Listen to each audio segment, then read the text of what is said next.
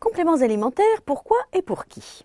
Eh bien, par définition, les compléments alimentaires sont des denrées alimentaires ayant un effet nutritionnel ou physiologique, commercialisées sous la forme de gélules, pastilles, comprimés, ampoules, capsules, tisanes ou solutions buvables, dont le but est de compléter notre régime alimentaire habituel.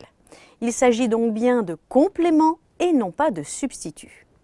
Alors, il est intéressant de savoir comment les Français se comportent vis-à-vis des compléments alimentaires. Selon l'étude 1K2, voici quelques données assez précises. Alors en France, on estime qu'environ 20% des adultes consomment occasionnellement des compléments alimentaires et qu'environ 11% sont des consommateurs réguliers. Ce sont d'ailleurs plus facilement des femmes que des hommes et les compléments alimentaires les plus choisis sont des vitamines et des minéraux. Alors les 3 premières raisons pour lesquelles les personnes prennent des compléments alimentaires sont les suivantes. La lutte contre la fatigue, pour résoudre des problèmes de santé particuliers, pour rester en bonne santé ou mieux lutter contre la maladie.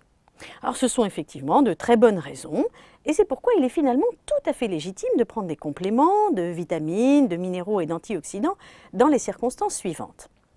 Alors tout d'abord le cas de la fatigue chronique, dont on doit d'ailleurs comprendre la cause, parce que ça peut être une maladie, des carences nutritionnelles, un manque de sommeil, du stress, de la pression, bref, c'est le rôle du médecin de comprendre la cause de la fatigue. Mais indépendamment de la cause, les compléments alimentaires permettent de retrouver rapidement sa forme et sa vitalité. Alors il y a également le suivi des régimes restrictifs, parce qu'ils provoquent nécessairement de nombreuses carences. Ceci explique d'ailleurs la raison pour laquelle les femmes sont plus consommatrices de compléments que les hommes. Il y a également les périodes d'examen, dont on sait que le rythme de travail intensif provoque des repas sautés et un manque de sommeil. Alors prendre des vitamines et des minéraux peut aider à ne pas se carencer, en attendant de reprendre les bons rythmes une fois les examens passés. Il y a également le cas de l'alimentation insuffisante ou déséquilibrée, comme on la voit souvent dans des vies professionnelles très agitées. Il y a également le cas du sportif, dont on sait que les besoins nutritionnels sont augmentés et chez qui les apports nutritionnels ne sont pas toujours à la hauteur, loin s'en faut. Et puis n'oublions pas le sujet âgé en manque d'appétit qui doit surtout ne pas se carencer alors que ses besoins nutritionnels restent élevés. Enfin, il y a la personne malade ou convalescente qui va plus rapidement retrouver des forces, surtout si son appétit est encore vacillant.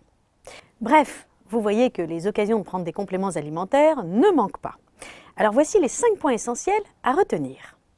D'abord, petit 1, l'alimentation doit rester votre premier capital santé. Et il faut toujours essayer de l'optimiser en connaissant évidemment mieux vos besoins et la manière de les couvrir par les aliments.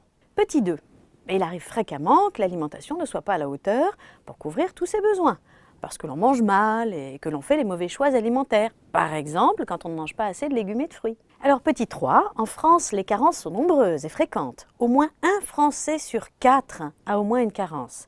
Ces carences provoquent de la fatigue et potentiellement de nombreuses maladies. Petit 4, pour éviter tout cela, et en complément d'une alimentation qu'il faut essayer d'optimiser, ce peut être une très bonne idée de prendre des compléments alimentaires à condition que ce soit adapté à la situation, de les prendre à bon escient et évidemment de bien respecter la posologie. Alors petit 5, comment bien choisir ces compléments alimentaires? Alors tout d'abord, le laboratoire doit être sérieux et fiable. Ensuite, les ingrédients doivent être de qualité. Ensuite, les doses doivent respecter la réglementation européenne. Et le complément alimentaire doit être adapté à la problématique. Imaginons un cas de fatigue généralisée. Eh bien dans ce cas, il faudra privilégier la formule la plus complète, qui contient des vitamines, des antioxydants, des minéraux et des oligoéléments.